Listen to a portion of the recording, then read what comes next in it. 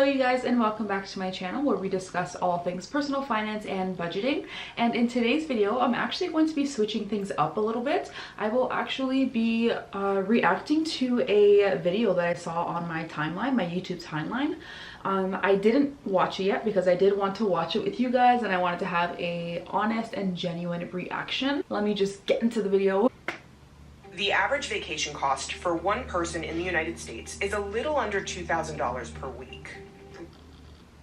Okay, we're just getting started, but I didn't realize that the average cost of one week vacation is $2,000 a week. I guess, because yeah, I guess, because there's flight, there's accommodation, you gotta eat. Yikes. Than a third of summer vacationers, 36%, are willing to take on debt this summer for their travels. The reason that's worrisome is because the average credit card charges over 20%. Right, that's what I'm saying. Is like, yes, you're charging. So now that we know that the average vacation costs about $2,000 per week, if you're taking just a week vacation and you're willing to go into debt to take this vacation, because 36% of us are willing to go into debt to take this vacation. So if we know that the average vacation is $2,000 and the average credit card interest rate is, let's say, 21%, so we would do $2,000 at 21% per month, and the average person doesn't pay off their credit card the minute that they make the charge. And so yeah, that debt would accumulate and cost you more than $2,000 to have taken that vacation. Close to a record high. I don't want to tell people they can't have any fun, but this represents a lot of people taking on expensive debt, and this is the kind of thing that can linger. Globally, yes, your debt is just going to linger. 2% of millennials and 65% of Gen Zs said they plan on spending more on leisure travel in 2024 compared to 2023. Social media plays a huge part in that because we see other people taking those vacations. It influences us in our decision making, and we want to also participate in those things that others are doing. And then another part of it is a lot of us want to keep up with the Joneses still, and I'll definitely admit that I have definitely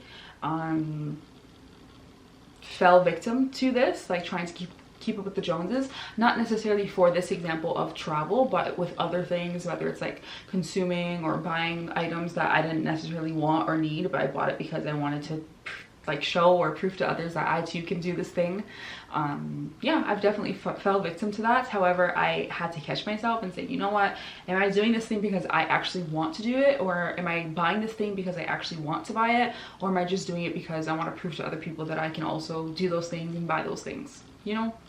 So I think this is definitely one of those moments where we see other people doing it, and so we want to do it too, so that we aren't experiencing, or we're not getting FOMO, and we're also not being left out of things, and we're allowing others to have that perception of us that we have it all together and we have it all figured out, when me at the age of 28, I do not have it all figured out, and I probably won't have it figured out anytime soon. I'm figuring it out as I go, just like the rest of us. So as long as we all commit to being transparent and honest and being truthful about where we're really at in life, like, we'd probably be a lot better off than we are. And like faking that we actually have more than what we actually have in order to fit in or keep up with the Joneses or have this public appearance, it's not helping any of us. It's actually putting us all in debt.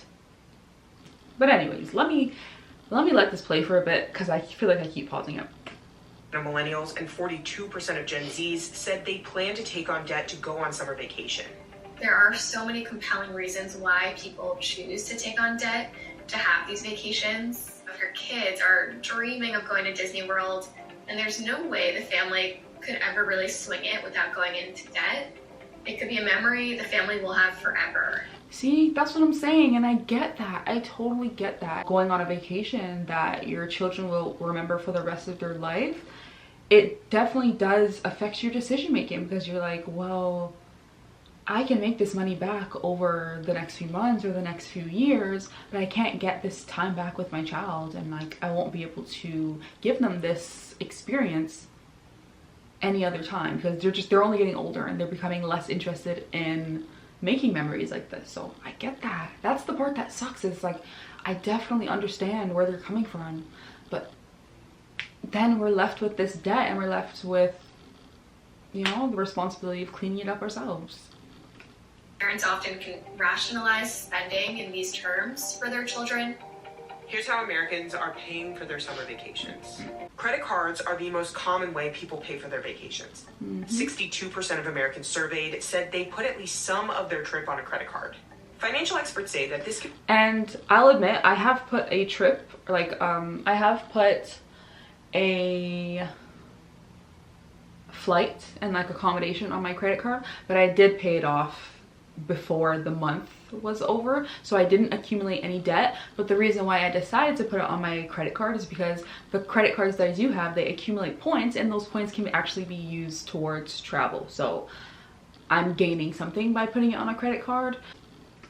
Risky move if the borrower cannot pay the balance in time to not be charged interest. The average credit card balance is already over $6,000, according to TransUnion. If you add $1,000 in vacation expenses to that, maybe it feels like a drop in the bucket, but it just makes it that much harder. That $6,200, if you make minimum payments at the average interest rate of 20.7%, you're going to be in debt for 18 years, and you're going to pay more than $9,000 in interest. So see, that's the dangerous part, is like if you don't pay your credit card off in full and you don't make those large lump sum payments towards your credit card, you will nearly, like, you will be paying forever, and you'll be paying more than what you charged on the card originally. some of this is making a bad situation worse. The debt, it feels it like really this is making a trade-off bad for a lot situation of worse. people. It's ultimately the interchange between money for these lifelong memories and seminal experiences. And that's a sacrifice many are not only willing to make, but feel so strongly in doing so. Especially when debt is a weight many people are already accustomed to carrying. Consumers are still out there using their credit cards. They're Need to learn to sacrifice. Like, traveling is not, if you don't travel, it's not the end of the world. However, if you are in debt, you can debt literally impacts your lifestyle by so much. It impacts your emotional well-being by so much. It impacts your self-confidence, your ability to date. It impacts your mental state. Like, it impacts a lot of things. However, not taking a vacation or not traveling, it's a luxury. So yeah. credit card balances are over $1 trillion now. We're seeing actual delinquencies on credit now rising. People are dipping into their savings, but bottom line is that they're still spending. Not all credit card users are paying interest. 43% of Americans said they used their credit cards to pay for their trips, but paid it off in full to avoid interest. This also comes with the perk of accumulating rewards points. Yay! Use those rewards points. Put those to use. But it doesn't make sense to pay 20% interest just to get 2 or 3 or 4% cash back or airline miles. In order to avoid interest while still having more time to pay off the credit card balance, some vacationers choose to open a new credit card that provides them with 0% interest for a set period of time. The risk here is that once the term expires, the rate goes way up. Yeah. Another option vacationers are considering is taking out a loan for their trip. 5% of vacationers plan to take out a personal loan from a financial institution, which typically carries a lower interest rate than credit cards. The average interest rate of a personal loan in June 2024 was about 12%. 6% of those surveyed said they plan to borrow from friends or family. I think both of those represent a slippery slope. Borrowing from friends or family to travel. First of all, I don't even think I would ever loan to someone, like friends or family, in order for them to travel, unless it was like an emergency situation. But like, I'm sorry, but I'm not going to personally fund your luxury vacation if you can't afford it, because then how are you going to afford to pay me back if you can't even afford the vacation? That's a little backwards for me. So no, that's a big no for me. People don't think taking out a mortgage for a home and making this a lifelong investment is irresponsible, but it can be a really bad investment in a lot of cases. Yeah, that's so true. You have to consider where is That's true. it important That's for you true. to invest your money. That is also very, very true, especially as someone that was recently house shopping. There is such thing as taking out a bad mortgage or buying or like investing in a a property that was like a poor investment. That is definitely true. I know a lot of people during COVID, at least in my country, in my region of Ontario, a lot of people have taken out a mortgage for a house that they technically could not afford, especially because the interest rates were so low during COVID. A lot of people bought, for example, $1 million home, which when the interest rates were low, the mortgage was low, but when the interest rates normalized or became higher, I know the interest rates are kind of high right now, but now they can no longer afford that home, and a lot of people are losing their home because ultimately it was not a good decision to make. So I think that's an example of a bad investment. Maybe it is this trip with these lifelong memories with your family that you'll never get back. Another option is loaning money to yourself out of a 401k account. Taking money out of any type of investment, it ruins the compounding interest that you've accumulated over time. So overall, not a good idea, but I get it. Like, I've taken out money out of an investment that I had because I needed it at the time. Do I regret doing it now? No, because it was towards a larger investment.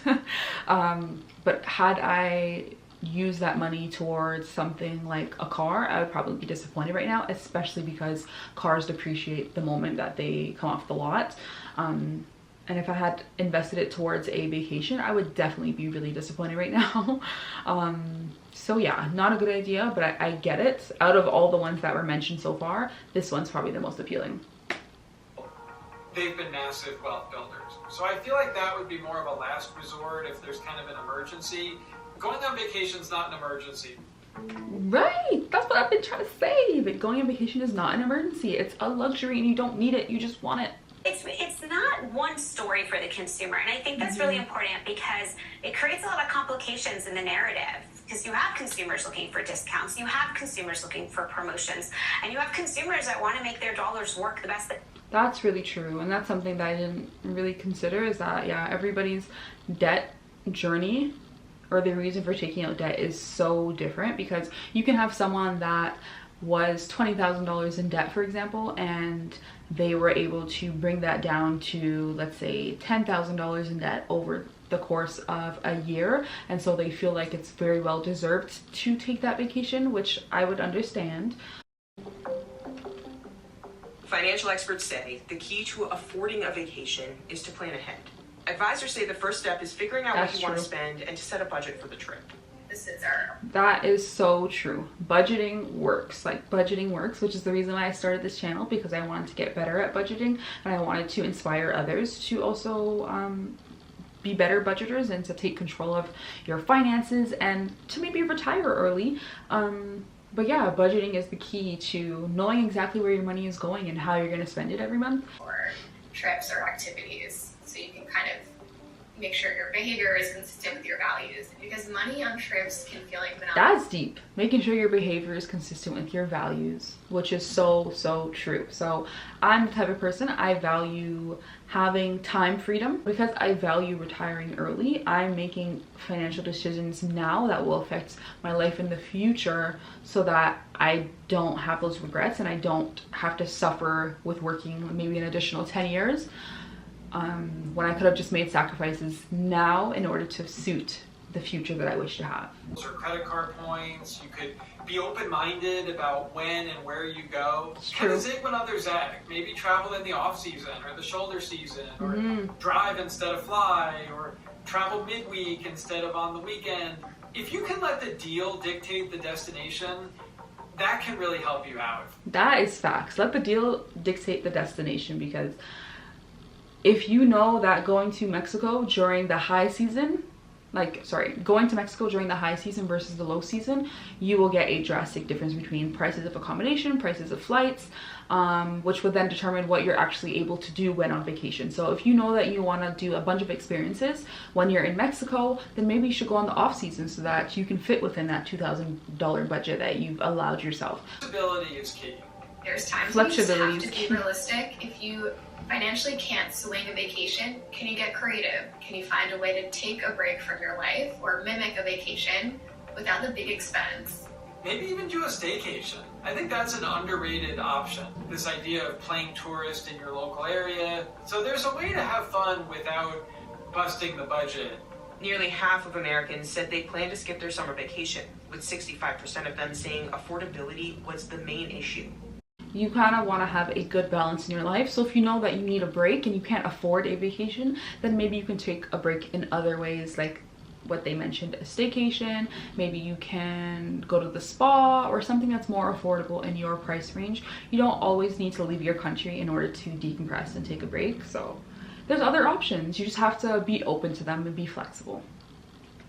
Being spent and the amount of time of your trip, and only you can decide if that experience, the memories of the 5-day vacation, is valuable enough to commit to having to worry about paying it off for months in the future. Wow, that was actually a really informative and really amazing video, because I think they were spot on with a lot of things. At the end of the day, I think it is about just staying within your budget and doing what your budget allows. So if your budget does not allow you to take a vacation outside of the country this year, then that's just too bad, right? Like, you do have to sacrifice here and there. You do have to compromise here and there. If you know that traveling will throw you off for the next few months, or if you know that in order to travel you need to take out a debt or put it on your credit card or take it off your retirement, like maybe a vacation is not necessarily something that you need right now. It's something that you want and we can get that, but it's not something that you need. If you save little by little every week or every month, then maybe you can afford to take a vacation, maybe a few months from now or a year from now. But it's definitely something, traveling is definitely something that is afforded to those that can actually afford it. You know, like, you don't want to put yourself in debt to take a vacation, which would then cause you more debt in the future, which would then cause you more stress, which then means you need to have another de-stressor, which a lot of us, we consider our vacations a de-stressor, which then puts us into this cycle, this loop of, oh, I'm stressed because of debt. I travel because I'm stressed because I'm in debt. I travel because I'm stressed, I'm in debt. So you don't want to be in that vicious cycle. So I definitely suggest that you stop the cycle now. You commit to paying off all of your debts. You commit to going on vacation when you can afford it, sticking to your budget, making a budget, and yeah, not trying to keep up with the Joneses. Stay in your lane and your lane only.